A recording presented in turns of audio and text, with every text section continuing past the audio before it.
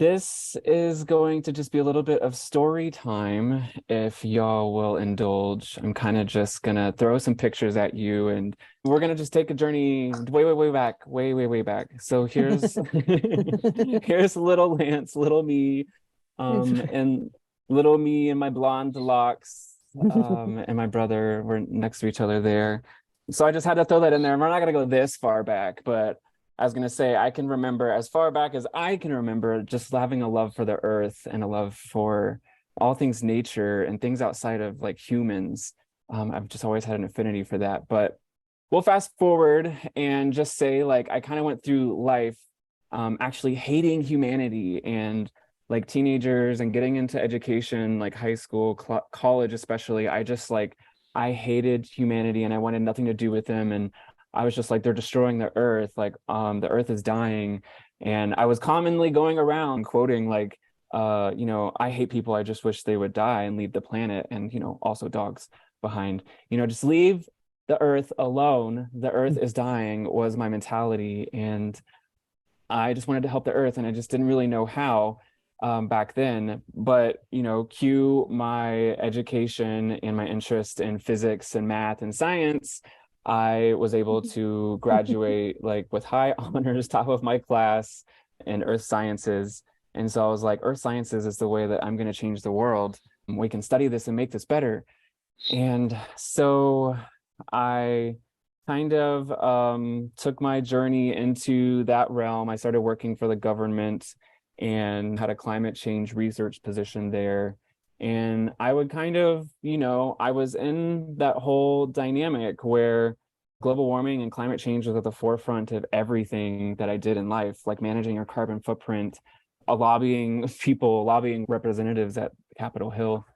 I was doing all sorts of things. And so this was like my nice office that I got there before I made it all messy and dirty. And this was one of my research groups actually, this is one of the project management groups that I was a part of, not exactly one of my research groups. But yeah, so I had a time there just diving into the research, and I just couldn't really do it over time. I was ethically bound by just thinking, I'm just taking taxpayer money to sit here in an office for, I'm sorry, for 40 to 60 hours per week, and I just couldn't do it.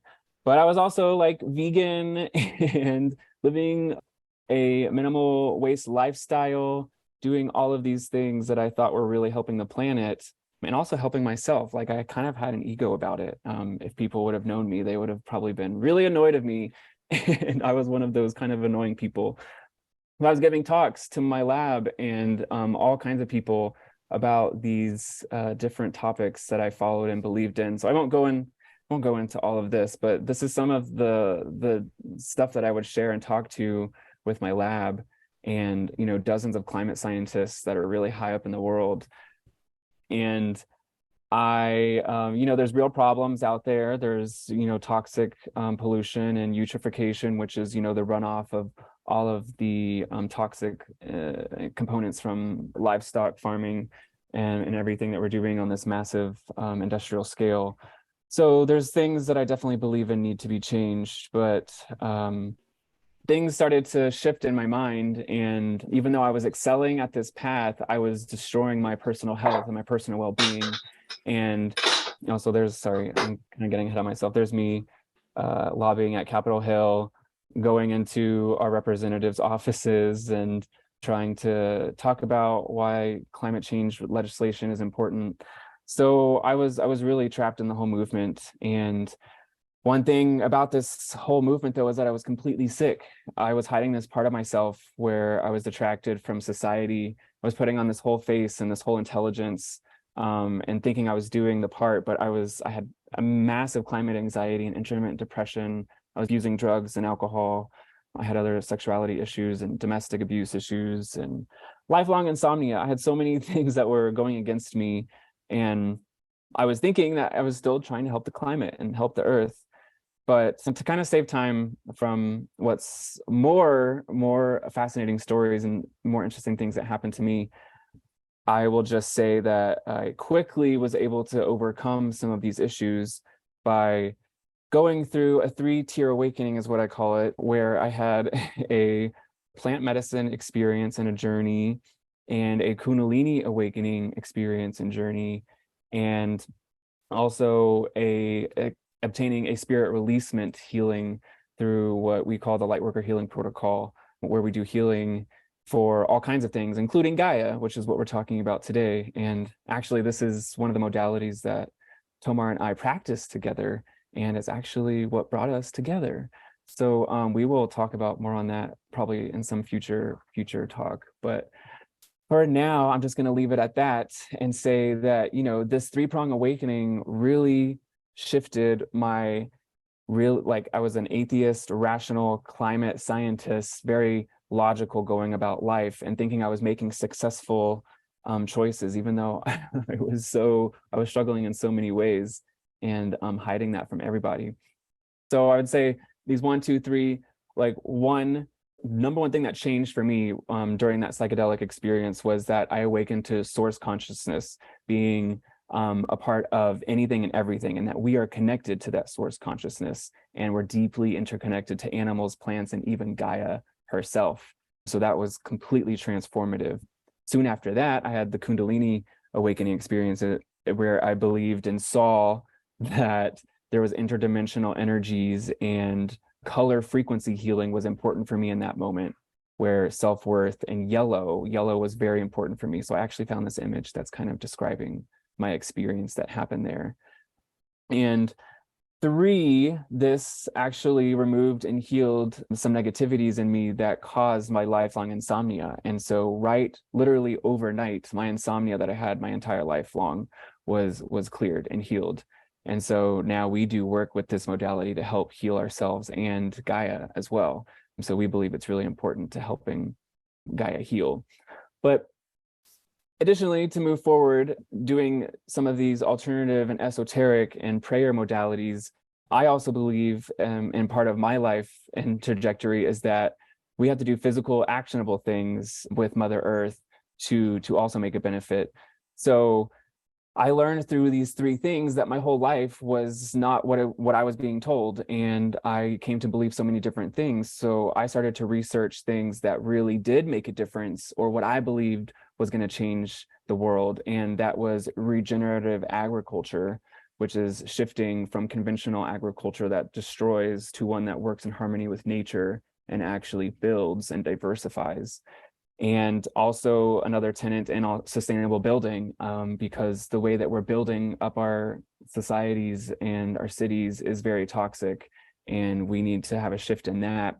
And people can't afford their own living structures, and we here at the ranch, build structures for less than 10 grand. And the other thing I started to research a lot was alternative medicine, and all 3 of these things became so important to me, and I couldn't put them down. And I started to research how I could really make this happen in my life. And lo and behold, I came across intentional communities. And there just happened to be one right in the heart of Texas where I was living. I was living in Southeast Texas at the time. And so I was able to migrate and move really quickly into the Lightning Ranch intentional community deep in the heart of Texas, where the stars at night are definitely bigger and bright. Here, it's a pretty wonderful, magical place. And so I moved here, and here's the main page of our website. You can see here, we're an intentional community focused on housing, farming, retreats, wellness, nature, and art, and community. So it completely changed my life moving here, and experiencing what it was like to actually get my hands dirty and get my hands in the earth and start to enact actual change. And so the way of farming done nowadays really is one that deadens the soil and creates a lifeless, no nutritional product that people are consuming and thinking that they're getting health from. And it's really not the case, unfortunately. And so here at the community, we're really trying to learn how to create and to grow and restore through different regenerative agricultural principles, using effective natural ways to work with the land and sequester carbon, work with animals and plants and the natural wisdom of the planet to cooperate and create sustainable, harmonious ecosystems. So I came across this land, which was beautiful. It has all sorts of amazing features about it. And I was just going to show you all some pictures here. It is kind of dry. It's in the middle of Texas, and so it's kind of just funny. That's our Texas rain gauge there. We don't get much rain, but we have lots of big rain catchment containers that we're using to catch all the rain as much as we can, and solar pumped wells to feed our garden. It's really just a beautiful place, and it's really allowed me to get back to nature and connect with nature and support Mother Nature, and integrated with conscious connections, with the soil, the bugs, the worms, the microbes, the roots, the fungi, all the plants, and water, and our sacred sunlight, and animals, the birds that are singing happily in the fields that are contributing to the frequency uplifting there.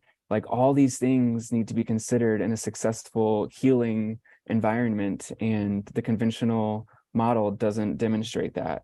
And so we really have to shift our ways, and this community is really helping to do that. And this other facet of my life a lot of people don't see is allowing me and us and many others here to do that. We build all these sustainable structures. This is called an earth ship that's completely off grid and powered by solar panels and rainwater. And this is the garden inside. And it's just a really fascinating, beautiful experience to be a part of. And we have Alicia here on the call, who's a part of this with me. So thank you, Alicia, for being with me and recently joining the community. We're excited to work together and to create together. So here's just like a slide. One of our hopefuls, Mr. Gabe Brown, has this model that's economically viable, restores nature, works with plants, animals, employs people, and is rebuilding the environment and making money. And it's all doing it nature's way. And so that's what we're kind of modeling, this mobile grazing, livestock, and agricultural, that's regenerative method in our pasture and on our land. So we're really excited. There's our little tiny house of love.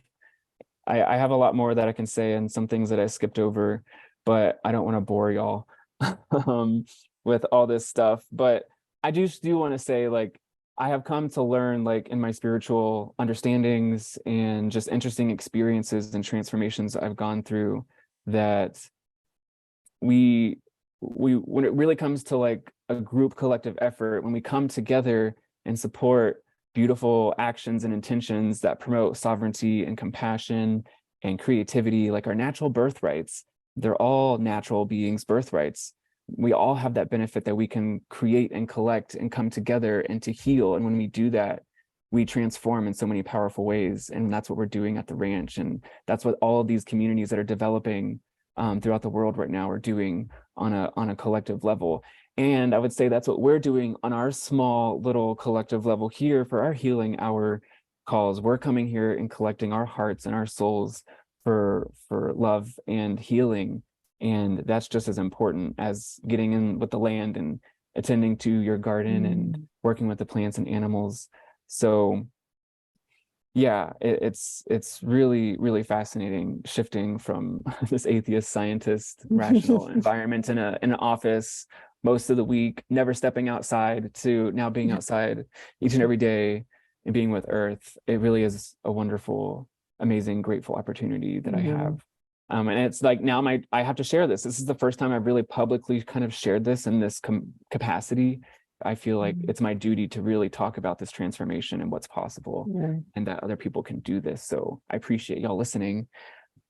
And we're going to tie some of these things into our group healing that you'll see coming up very soon. Thank you. Wow, Lance. It is so inspiring to me, and it's so beautiful to hear your words and see the images and really get the impact of this life that you're living, this completely alternative life that you and other truly courageous people are forging as a opening, as a direction, as a possibility for our society, for those who want to follow, to step in. I think it's opening, and I think it's part of a whole spiritual movement, actually, of humanity becoming restored to our true origin, to our true way of living in concert with nature, in a way that doesn't push us back into the Stone Age, but actually brings us forward into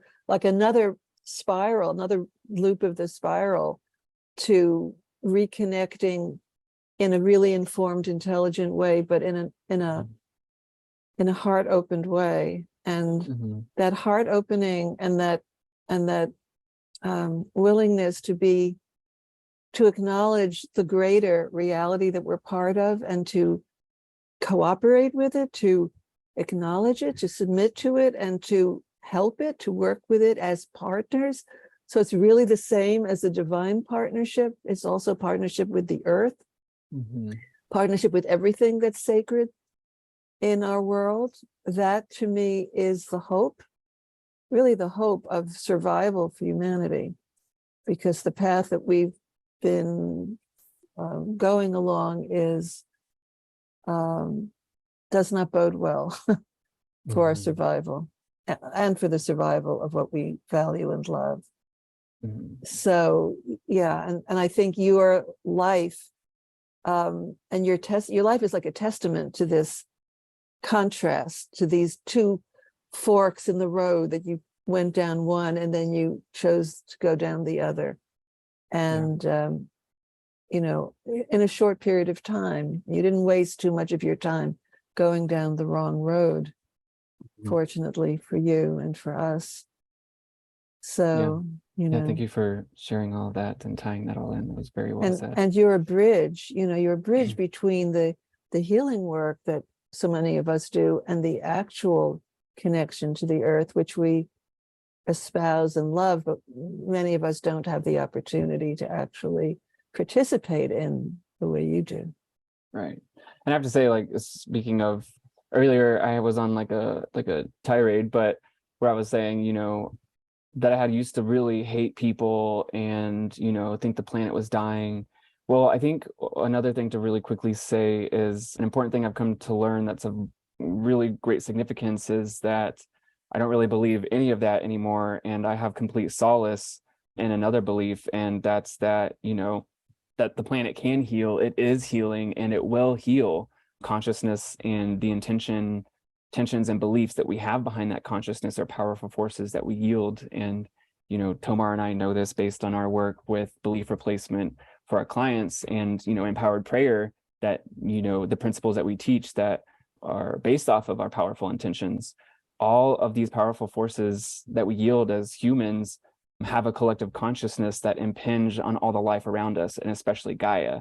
So all of these negative projections and inclinations about Gaia herself, that she's reaching a destructive turnaround point and we're all going to die, that's not very helpful. And that's like the type of energy that I was carrying around for so long, and I was projecting into other people, and so that I was projecting into Gaia. So we must, I think, part of our mission is like wake up to like knowing that our consciousness is intimately tied with Gaia's, and if we believe that she's dying, then she's not going to be doing so well. Just if we don't believe in our healing, then we can't heal. So we have to truly believe that she can regenerate and we can heal in harmony together when we help her. And so not having this disconnection from her, but this conscious connection and belief, I think is very important.